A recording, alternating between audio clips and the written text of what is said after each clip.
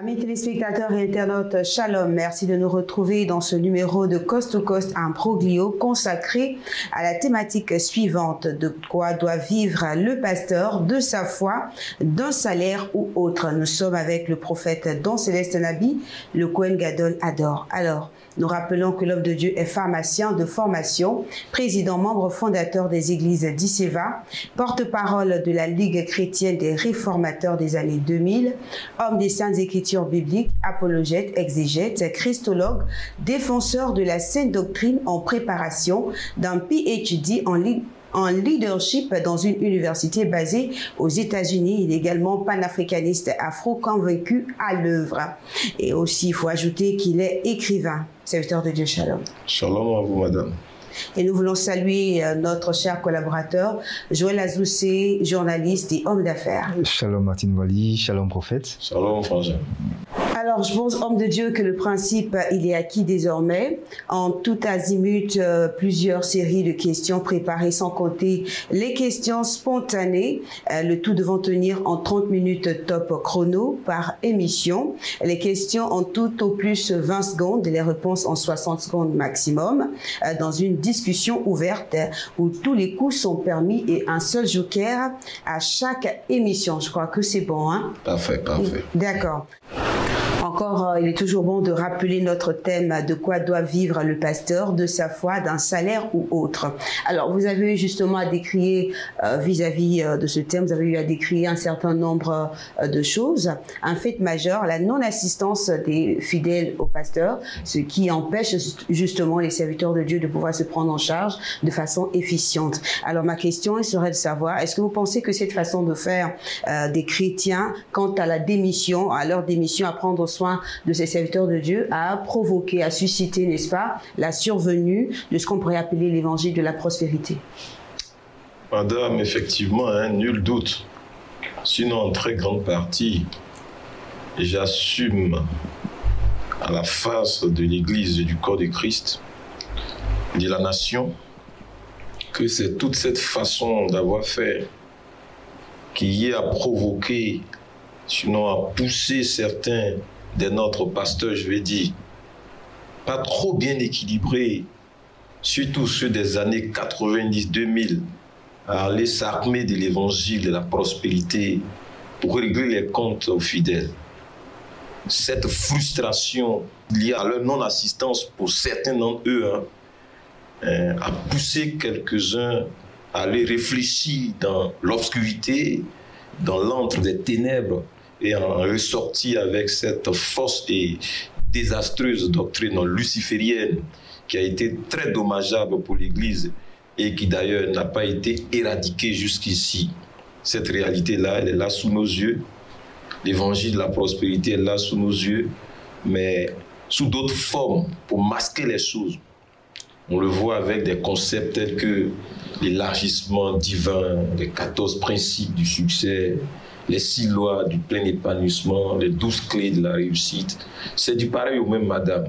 La forme change, l'appellation et les terminologies changent, mais le fond, l'esprit et l'objectif restent le même. Il s'agit d'anarquer les chrétiens dupes et je dirais faciles. Et là, je le dis, l'évangile de la prospérité tel que promu hier, ce fut certes une réaction, je dirais réactionnaire, une initiative réactionnaire, mais il n'y a pas eu que l'évangile de la prospérité qui soit né de cette forfaiture-là. Je n'ai pas à dire et à me dédier comme un vendu. Il y a les prières et les délivrances payantes. Voilà, aujourd'hui, pour qu'un pasteur prie pour toi, il faut payer d'abord.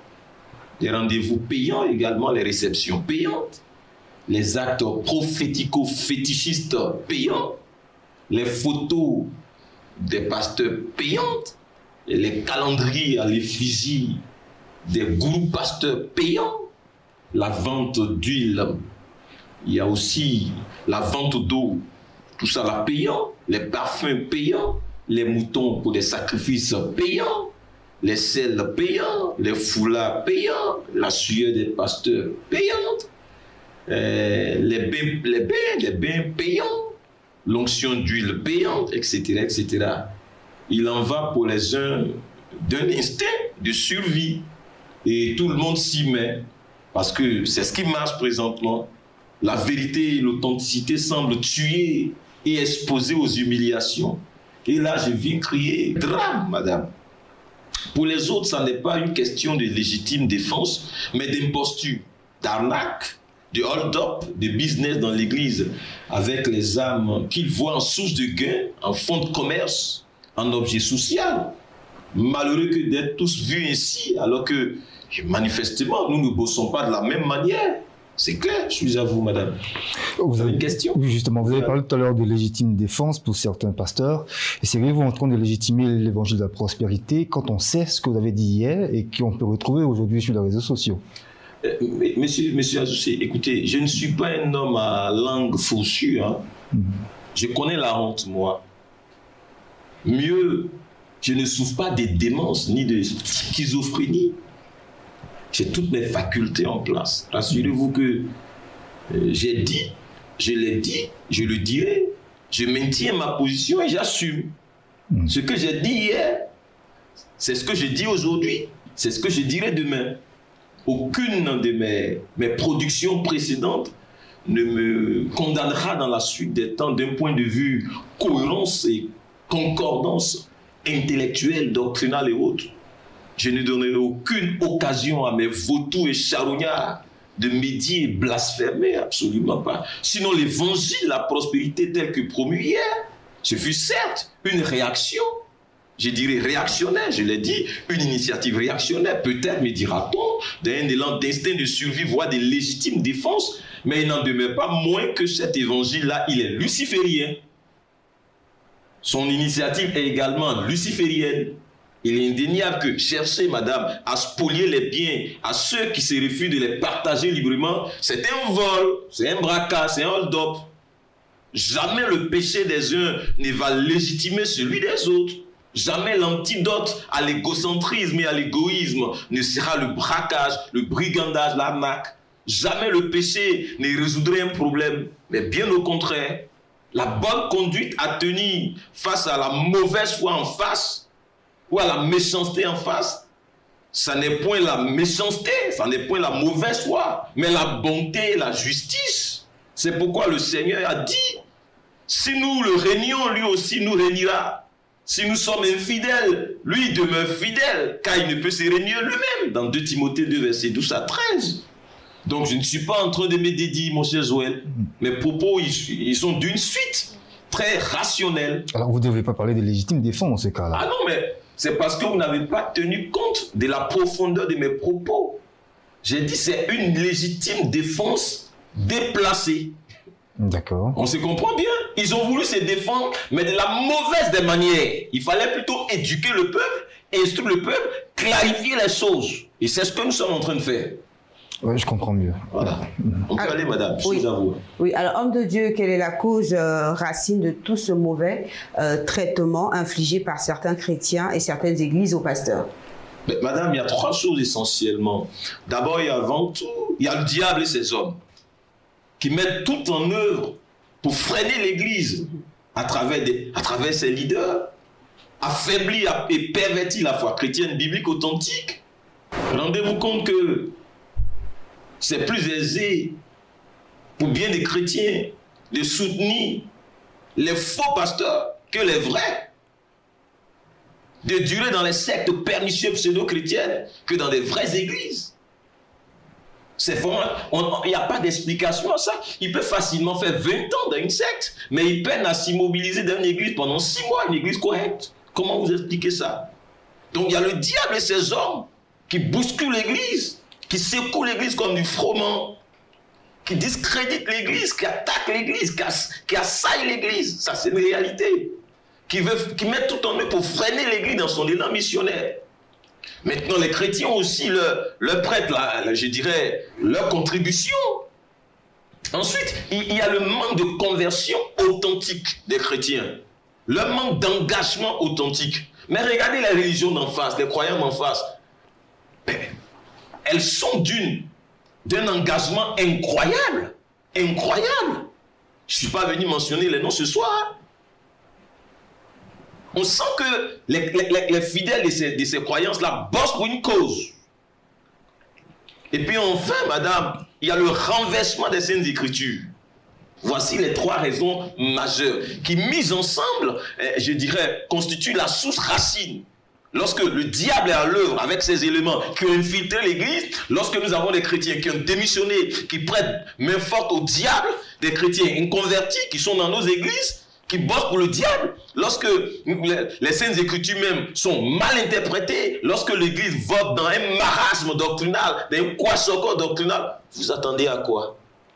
Je suis à vous. Alors, avant de laisser la main à Joël, il y a des fidèles qui naturellement viennent dans certaines églises parce qu'ils espèrent retrouver la santé, parce qu'ils espèrent trouver quelque chose, mais à bout de compte, on ne trouve rien et on se tourne vers un autre pasteur et là, bim, comme on le dirait l'Ivoirien, on trouve tout de suite gain de cause. Alors il est plus facile, n'est-ce pas, pour ce chrétien-là, ce fidèle-là, d'apporter là où il a trouvé la solution, vous ne croyez pas?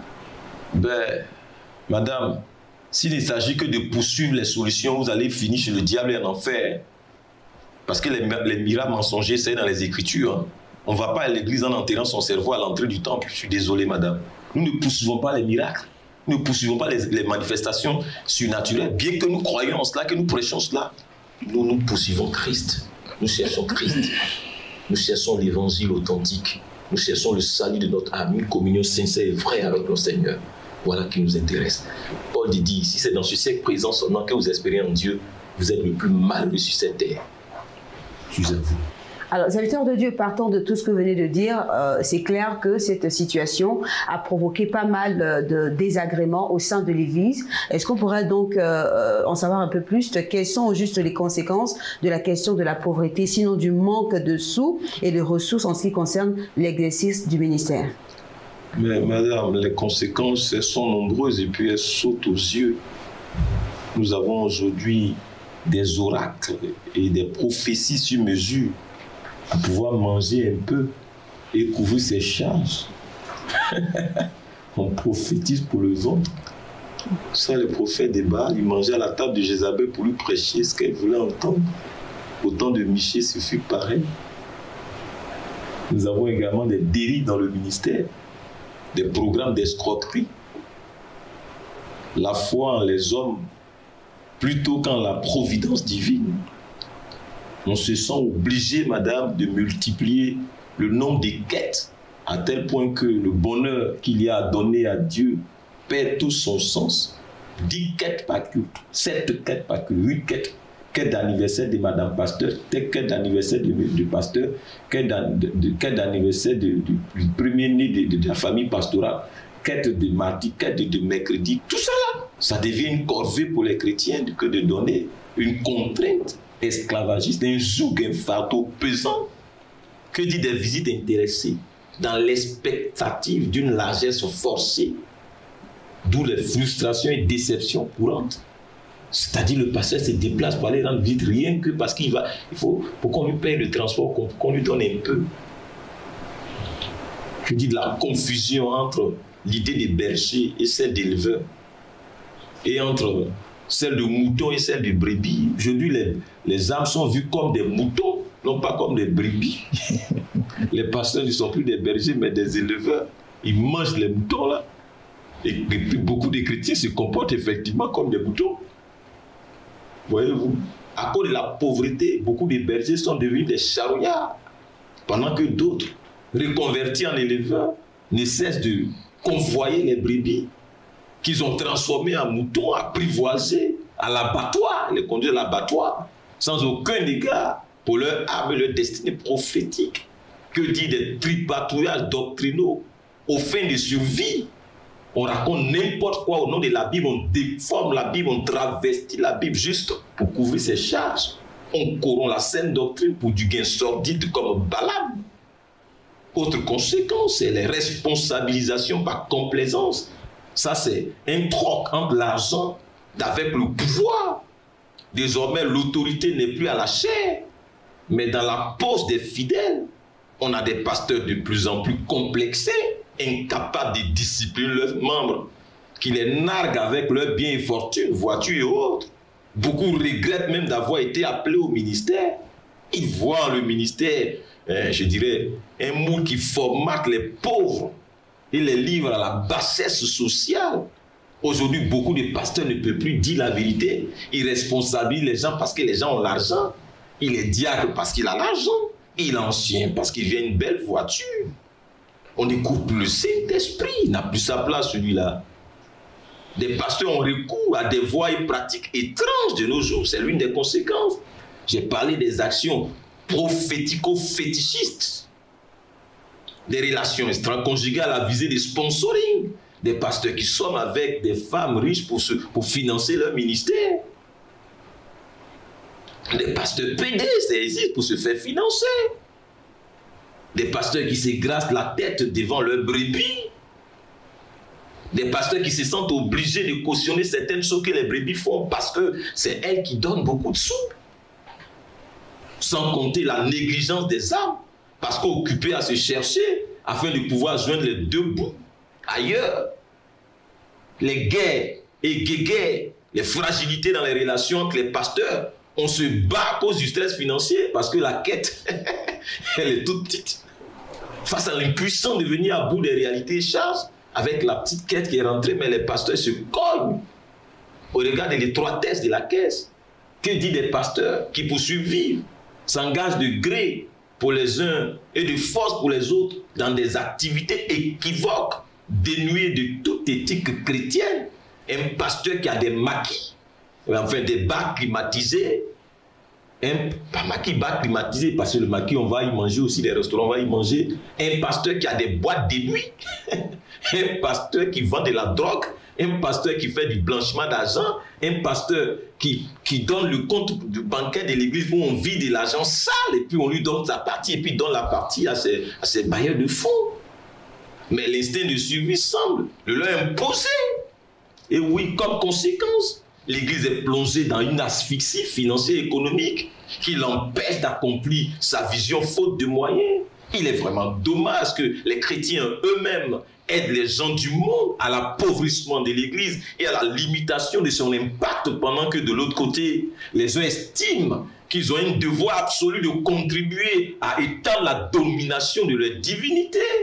Comme conséquence de la mauvaise prise en charge ou du mauvais traitement infligé aux pasteurs, c'est bien leur bascule dans les feux étrangers, dans le faux, dans les solutions alternatives, piégées et équivoques, dans des voies occultes et obscures de financement, dans le culte de Baal, l'exploitation du nom de Dieu contre les fidèles eux-mêmes.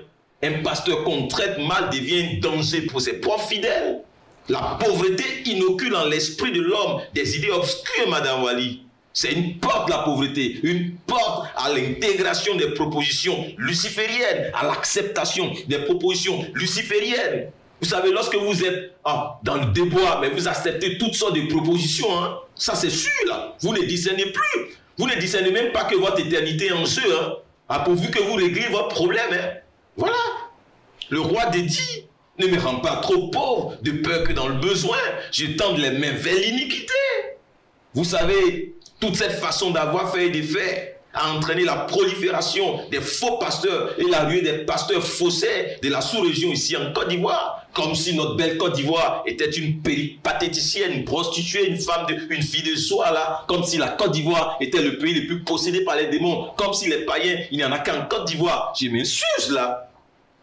Ils sont venus nombreux de partout, dévins, féticheurs, sorciers, hommes d'affaires, aventuriers, prisonniers, prêtres, vaudous, mystiques et autres.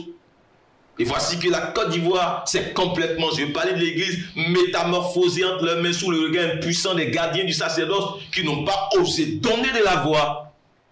L'église a été et continue d'être violée, continue d'être abusée par ces charognards. L'église semble être comme une nation sans porte, sans contrôle douanier, où tout et n'importe quoi rentre, tout et n'importe qui rentre. Les gens y ont introduit toutes sortes de pratiques, toutes sortes de faits étrangers, toutes sortes de doctrines. Comme conséquence, notre pays est vu comme une manne financière très facilement accessible par le brigandage spirituel au moyen de la Bible et des manifestations pseudo-charismatiques. De potentiels Balaam ont investi notre beau pays. Les chrétiens de Côte d'Ivoire ont été tellement pillés et surexploités à la lie qu'ils ont fermé leur cœur à la bienfaisance et aux libéralités. C'est la conséquence. Tout le monde en paie, les frères surtout, les ministres de Christ sincères dans leur engagement et dans leur sacerdoce. Et voici que certains des nobles conducteurs et guides spirituels, fragiles et fragilisés au milieu de nous, ont opté pour l'usage du faux afin de pouvoir suivre. Voici la réalité. Il faut la voir là. Je suis à vous. Alors, homme de Dieu, j'aimerais justement... Je ne viens pas parler de moi ce soir. Je ne suis pas à la page. D'accord. Voilà. Alors, j'aimerais surtout vous citer de façon littérale. Vous l'avez dit tout à l'heure. Donc, comme conséquence du mauvais traitement des pasteurs, et c'est bien leur bascule dans le faux, dans les feux étrangers, dans les solutions alternatives piégées, dans les cultes occultes et obscurs également de financement, dans le culte de Baal. C'est quoi au juste le culte de Baal? À quoi faites-vous allusion? Alors, le culte de Baal, c'est le fait d'aller contre ce que Dieu a dit dans le décalogue d'Exode 20, le verset 7. Tu ne prendras point le nom de l'Éternel, ton Dieu, en vain, quand l'Éternel ne laissera point impuni celui qui prendra son nom en vain. Et pour faire simple, le culte de Baal, Madame Wali, c'est l'exploitation du nom de Dieu contre les fidèles eux-mêmes. Le culte de Baal, c'est également le fait de tirer un profit intéressé à travers Dieu et ou l'assaut de Dieu, soit le temple, l'église, la prière pour les âmes, l'évangélisation, les programmes de fin d'année, les relations en crise, la louange et l'adoration. Une fois que vous tirez un profit intéressé à travers ça, vous êtes dans le culte de Baal. Vous prêchez pour avoir l'argent, vous êtes un pasteur de Baal. Vous priez pour quelqu'un pour qu'il vous donne l'argent, vous êtes un prophète de Baal. Vous financez un pasteur pour qu'il vous prêche ce que vous voulez, pour qu'il cautionne ce que vous voulez faire. Vous êtes une adoratrice de Baal. Je suis un adorateur de Baal. Justement. Vous êtes un ami de Baal. Un courtisan de Baal. Lorsque les quêtes pour l'évangélisation ne vont pas à l'évangélisation, est-ce qu'on pourrait dire que c'est un culte de Baal? Ben c'est du culte de Baal plus. Mais là encore, c'est du vol. Non seulement c'est un culte de Baal, mais vous volez en plus. Donc c'est un double crime. D'accord. Je suis à vous.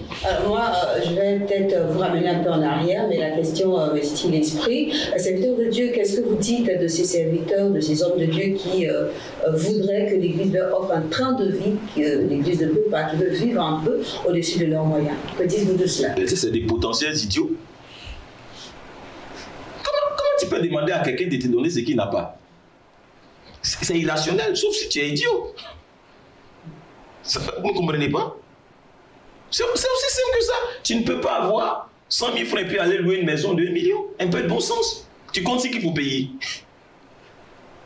Moi, j'ai commencé, j'ai dormi dans un studio quand j'ai commencé le ministère. J'étais dans un studio. Madame, j'étais dans un studio. Après, j'ai été dans une chambre salon pendant 5 ans. C'est le bon sens. Alors, est-ce que vous seriez pour nous dire une chose et son contraire? Vous avez dit tout à l'heure que les fidèles devraient soutenir les pasteurs, et vous dites encore que les pasteurs ne devraient pas justement être soutenus par les fidèles, ou du moins avoir un train de vie qu'ils auraient mérité, on va dire. Ah ben moi, je vous appelle encore plus de rationalité. Parce qu'elle dit quoi? Elle dit qu'est-ce que je pense des pasteurs qui demandent aux fidèles de leur offrir ce que les fidèles n'ont pas. C'est dans ce sens que j'ai répondu. Mais si les fidèles ont les moyens qu'ils les donnent. Attends, si moi j'ai des fidèles qui sont milliardaires, pourquoi voulez-vous que je roule un waro? Un peu de bon sens. C'est pas juste ce que je suis en train de dire. Oui, c'est juste, madame, n'est-ce pas? Tout à fait. Mais je crois qu'il faut quand même de la libéralité. Il ne faudrait pas forcer les fidèles à vous soutenir. Je ne sais pas pourquoi on force les gens. Oui. Mais j'ai dit que les gens doivent être de bonne foi. Parce qu'il y a des églises où... Il n'y a aucune rationalité à voir ton sacrificateur pauvre, alors que toi, tu baignes dans un luxe insolent. On a vu des fidèles quitter les églises parce qu'on dresse une liste de dîmes où... Mais c'est pas ça que je parle. Ça, c'est des prophètes de Baal. Ceux qui sont venus chercher l'argent, là, je ne parle pas d'eux. Je parle des vrais serviteurs de Dieu. Comment on les traite? Qu'on s'accorde, hein? Mon domaine de définition, mon DDF, c'est celui-là. Des vrais serviteurs de Dieu qui font un travail sincère. On doit s'occuper d'eux. C'est de ça que je parle. Si on doit s'occuper d'eux, si les moyens sont au rendez-vous. Au prorata des moyens. Au prorata des moyens, bien dit. D'accord. Alors pour revenir à ce que vous dites, vous aviez dit tout à l'heure en rapport avec le culte des Baals, comment de façon concrète sur le terrain se manifeste le culte des Baals dans les églises dans le corps de Christ? Le culte de Baal se manifeste sous plusieurs formes et de plusieurs manières. L'une des manifestations ostensibles du culte de Baal, c'est que les prophètes de Baal donnent leur nom et leur prénom à leurs églises, qui ne sont rien d'autre qu'en réalité je dirais des entreprises humaines, voire même démoniaques. Tel ministre, tel ministre, tel ministre. J'ai dit que les prophètes de Baal, ils donnent leur nom et leur prénom à leurs églises. Vous allez entendre tel ministre, telle personne, ministre, telle personne, ministre. Par exemple, don ministre. Le jour où vous voyez don ministre là, fidèle et disciple va quitter là, c'est que je suis devenu un prophète de Baal. Juste ça? Oui, mais tu es un prophète de Baal. Est-ce que c'est ton sang qui a coulé pour que tu donnes ton nom à l'église? Quel est celui dont le nom a coulé? Qui porte le label de l'église? Jésus-Christ. Ah alors, mais ton nom a fait quoi ton nom? Ton pauvre nom a fait quoi avec? La Bible dit, par la bouche de Pierre, qu'il n'y a aucun autre nom par lequel nous avons été sauvés. Donc c'est seul ce nom-là qui peut être étiqueté sur une église. Toi, ton nom a fait quoi avec? Tu es qui, toi? Attends, je vais m'adresser aux chrétiens. Tous ceux qui ont donné leur nom à leurs églises, là, ce sont des prophètes de Baal. Ils ne se tiennent pas dans la vérité. Voilà, maintenant je continue. Voilà, ce sont des gens gonflés de levain, des déchets là, qui viennent donner leur nom aux églises. C'est des imposteurs. Maintenant, une autre manifestation des prophètes de Baal, leurs photos et leurs posters hyper géants, des fois même ça avale toute la circonférence. C'est-à-dire on voit même pas, il n'y a même pas un petit nom de Jésus, il n'y a même pas un petit passage biblique. Et puis ils associent leurs femmes. Des fois même c'est leur photo là qui avale le temple, c'est leur photo là qui est la peinture du temple en même temps. Vous voyez, ça c'est des prophètes de Baal. C'est les prophètes de Baal. Un programme chrétien où il n'y a pas de verset biblique, où il n'y a que l'image du pasteur et de sa femme. Mais vous voulez jouer les amoureux, faites ça chez vous, on n'a pas besoin de voir la démonstration de votre amour dans les affaires de Dieu. Parlez-nous de Jésus-Christ. Il faut rester à ta femme, on s'en fout de vous deux. Parle-nous de Jésus-Christ. Vis tes amours et ta femme. En quoi est-ce que nous, on est concernés par ça? On voit toute cette soif de pouvoir, l'arrogance, la défiance de Dieu, l'avidité d'être célébré à la place de Jésus-Christ. C'est un push qu'il veut faire à notre Seigneur. Ce n'est pas encore fini, madame, je vous viens. C'est vous qui avez posé une question, donc laissez-moi répondre. Voyez comment ces hommes n'enseignent pas la crainte de la personne divine elle-même. Mais ces gens enseignent la crainte de leur personne. Ils se substituent à Dieu. Et ils vouent le peuple de Dieu à l'anthropolatrie, le culte de la personnalité, le culte à l'homme. Ça, c'est l'une des manifestations ostensibles du culte à Baal. C'est comme ça que les prophètes de Baal opèrent. Ils sont manipulateurs et narcissiques. Vous voyez, sachez que lorsque l'intérêt personnel, direct ou indirect, devient la vision, que le but et le centre d'adoration devient ton bien-être personnel, voir l'objet de l'adoration, vous êtes dans le culte de Baal. On ne peut pas se réunir au nom de Dieu pour toi. On ne peut pas se réunir et puis la vedette c'est toi. On ne peut pas se réunir et puis on va t'acclamer. Non, tu es un prophète de Baal. On ne peut pas se réunir et puis on va te donner des ovations que seul Dieu mérite. Tu es un prophète de Baal. Vous êtes dans un temple de Baal.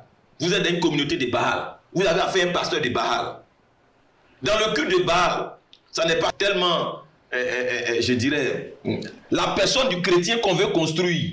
Mais c'est ses biens qu'on veut prendre. Et puis on attise en les chrétiens toutes sortes de passions pour les besoins de ce monde. Voilà, ça c'est le culte de Baal. Dans le culte de Baal, ce n'est pas vraiment Dieu qui fait l'objet du culte, des activités ou des programmes.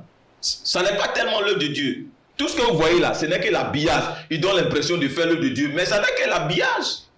Le vrai culte là, et la vraie divinité là, c'est le pasteur lui-même. C'est le matériel. Même si le nom de Dieu y est fait mention, même si la Bible est ouverte et lue. En réalité, Dieu et la Bible, de même que le temple, ne sont qu'une vitrine. Ça n'est que des prête-noms. La vraie réalité, c'est qu'il s'agit d'une gigantesque industrie, d'un centre d'affaires, d'une multinationale occulte, d'une entreprise, d'un groupe d'hommes d'affaires. Tout cela bien habillé aux couleurs du christianisme et de la foi chrétienne et de l'évangile. Ici, la vraie divinité qui fait objet de culte, dans le culte de Baal, c'est l'or, c'est l'argent, c'est le matériel, c'est le go. C'est ça le culte de Baal. Derrière le pupitre là, tout ce que vous voyez là, ce n'est pas Jésus-Christ. Derrière le pupitre, on parle de Jésus-Christ, mais dans le fond de la chose, ce n'est pas Jésus-Christ. C'est pour cela qu'ils vont venir faire une liste taxonomique de leurs biens. J'ai tel nombre de voitures, j'ai tel nombre de costumes, j'ai fréquenté, j'ai fait... On s'en fout de tes costumes. On n'est pas venu à cause de tes costumes. On est venu à cause de Jésus-Christ. Et puis, il vient faire étalage des biens qu'ils ont estorqués aux chrétiens pour narguer ces mêmes chrétiens-là.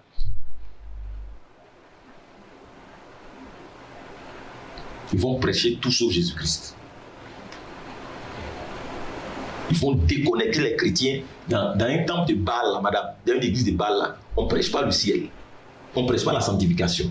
On ne prêche pas le salut. On ne prêche pas la crainte de Dieu. On ne prêche pas l'éternité. On ne prêche pas toutes ces choses-là. Le comble dans cette affaire, le prophète de Baal des temps modernes, c'est qu'on enrôle tout le monde. Jésus, lui, dit, cherchez premièrement le royaume des cieux et sa justice, et toutes choses vous seront données. Les prophètes de Baal disent, laissez tomber ces affaires du royaume de Dieu, justice, tout ça là. C'est pas bien, c'est ça le cul de Baal. Vous avez voulu poser une question. Oui, effectivement, je veux dire que Dieu, on ne le voit pas serviteur de Dieu. On ne voit pas Dieu, mais certainement au travers de ses serviteurs, de ses ministres, on peut le voir. Et vous avez aussi parlé de ces hommes de Dieu qu'il faut acclamer, qu'il faut... Alors, je veux dire aussi qu'on honore Dieu au travers de ses serviteurs. Madame, écoutez, que les choses soient très claires. Dieu, on ne le voit pas. Mais il ne faudrait pas que dans la chose, on voit que c'est toi qui es Dieu. C'est quand nous, on voit que c'est toi qui es Dieu, là, c'est ça qui nous pose problème. Dans la Bible, lorsque les apôtres ont opéré un miracle, Dieu a opéré un miracle à travers les apôtres, que les gens ont voulu se prosterner, ils ont déchiré les habits pour créer scandale, pour donner la gloire à Dieu. Mais aujourd'hui, on dit, j'ai ressuscité tel nombre de morts. J'ai guéri. Toi, tu es qui pour guérir? Si tu me dis que c'est toi qui as guéri là, c'est que ce n'est pas Dieu. Toi, tu n'es pas un serviteur de Dieu. Le serviteur de Dieu, il dira que c'est Dieu qui l'a fait par son canal. Le serviteur de Dieu, même s'il est visible, lui, sa personne, il écrase pour que paraisse Christ. C'est de ça que nous parlons. Madame, c'est de ça que nous parlons. Vous vous souvenez de l'âne sur lequel Jésus-Christ est monté pour rentrer à Jérusalem? Vous vous souvenez de lui, non? Les gens faisaient quoi? Ils ont déposé les habits. Et puis l'âne aussi marche sur l'habit des gens. Hein? C'est pas ça? Qui révèle le lendemain sans Jésus-Christ pour partir là-bas encore? Si les gens vont l'acclamer, il sera dans le Kédinou.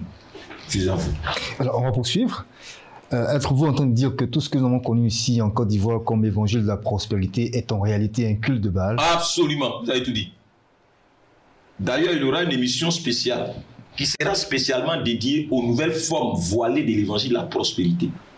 Dans tous les cas, sachez que c'est du pareil au même. C'est une vraie mafia de pasteurs vendus qui ne servent point Dieu, mais qui servent maman et puis ils se servent eux-mêmes. C'est un cartel de faussaires qui ne se dénoncent jamais, étant tous tenus par un pacte de silence. Ils mangent tous ensemble à la même table, la table de Jézabel, la table des fausses doctrines, la table du mensonge, la table de l'exploitation des âmes, la table de l'arnaque, la table de la supercherie, le mensonge, la ruse, la table des financements occultes, la table des feux étrangers, la table de la sorcellerie. Ils ne se dénonceront jamais et n'accepteront jamais qu'on les dénonce ou bien que quelqu'un vienne menacer leur intérêt. Tout leur subsistance dépend de ce faux business-là, de cet accord avec le diable. Il faut donc tout faire pour que ce business-là demeure. Les voilà donc en train de troquer le salut des milliards d'âmes contre leur bonheur terrestre. Que c'est cynique. C'est vraiment déplorable de continuellement laisser un groupe de mafieux très bien organisés et doctrinalement armés de mensonges, de ruses et de fausses doctrines venir pratiquer ou bien vendre le mensonge aux chrétiens et les vouer à l'enfer à travers des rêves et un surréalisme vraiment incroyable. Je dis bien que ces hommes-là, ce ne sont pas des serviteurs de Dieu. Ces femmes ne sont pas des servants de Dieu. Ils bossent pour le diable. Les exemples concrets, vous allez le voir dans Acte 19, ça concerne l'affaire de la déesse Diane. Quand Paul a fini de prêcher, les gens disent que leur industrie est menacée, ils ont voulu lyncher Paul. Et je le dis, le culte de Baal, c'est une industrie qui profite à un petit groupe de sorciers qui se prennent pour des pasteurs et qui se prétendent pasteurs. Et qui ladent des miettes au grand groupe. Et ce petit groupe de sorciers-là, ils n'ont pas intérêt que la grande masse parvienne à la connaissance de la vérité de l'évangile de notre Seigneur Jésus-Christ. Parce que le risque, il est trop grand. Ces personnes-là pourraient embrasser la voie du vrai salut, du salut authentique.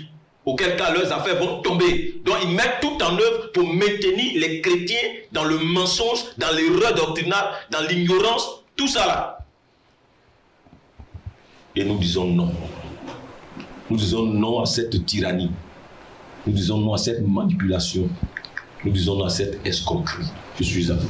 Alors, est-ce que vous n'en faites pas un peu trop, finalement, homme de Dieu? Vous parlez de mafia, vous traitez les promoteurs donc de la doctrine de la prospérité de sorciers. Est-ce que c'est pas un peu trop fort? Écoutez, madame, il est indéniable que la prospérité, elle est biblique, hein, mais dans les doctrines fondamentales de la Bible, quand vous lisez Hébreux 6, versets 1 à 2, n'y figure point cette doctrine luciférienne de la prospérité. Allez lire les 6 piliers fondamentaux de la foi chrétienne. Ça est dans Hébreux 6, verset 1 à 2. Il n'y a pas la doctrine de la prospérité dedans.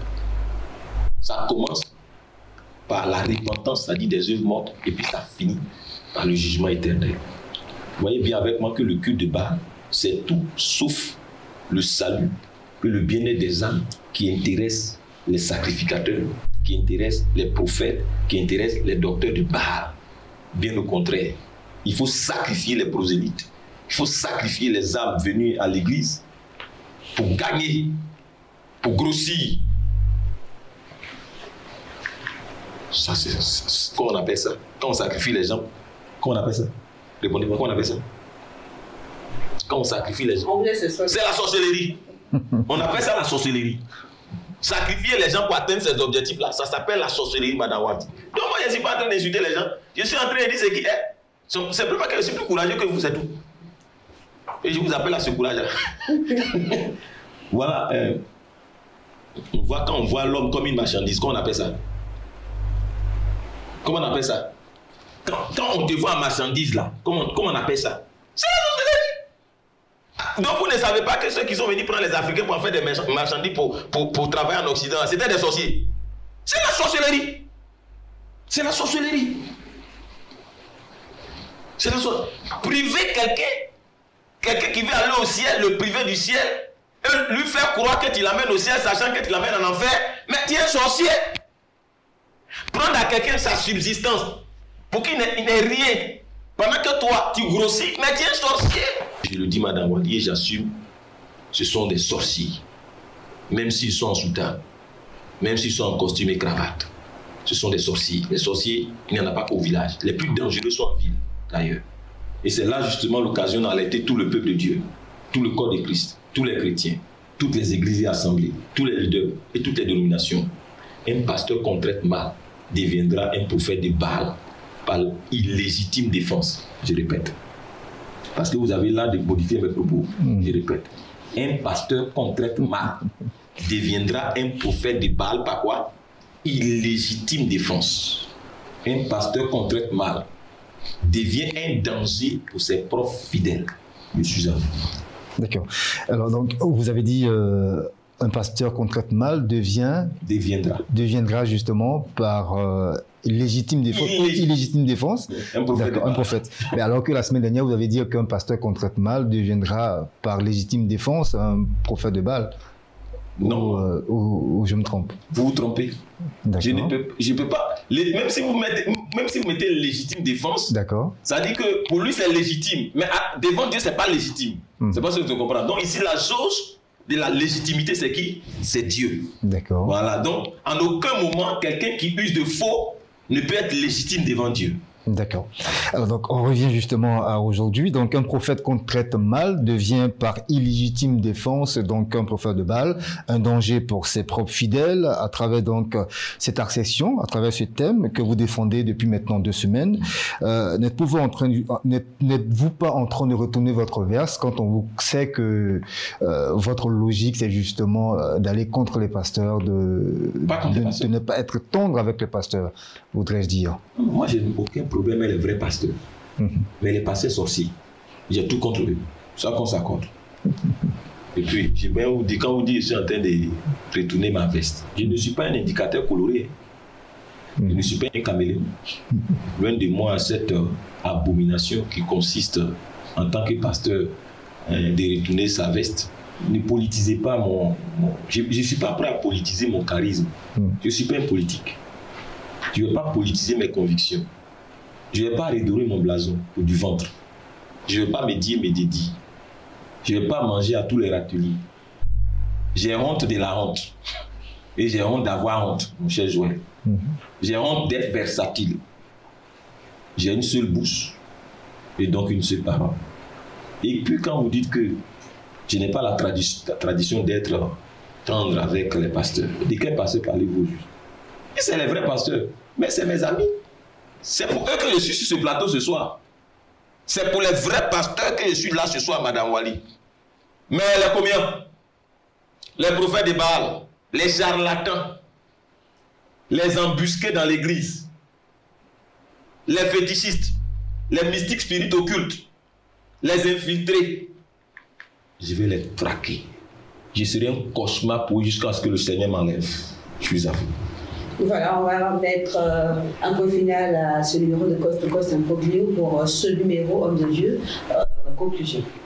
Ben, madame, je veux simplement être clair et dire à tout le corps de Christ que ce soir, je suis là pour les pasteurs authentiques, non pas pour les communs.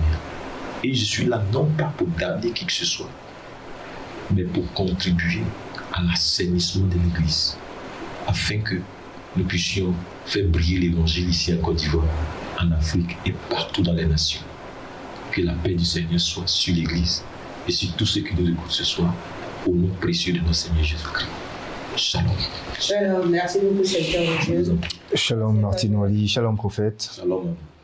Chers téléspectateurs, on se donne rendez-vous la semaine prochaine. Je veux rappeler ce thème: de quoi doit vivre le pasteur, de sa foi, d'un salaire ou autre, certainement que nous aurons la réponse finale pour la semaine prochaine. Absolument, par la grâce de Dieu. D'ici là, portez-vous bien. Shalom, shalom.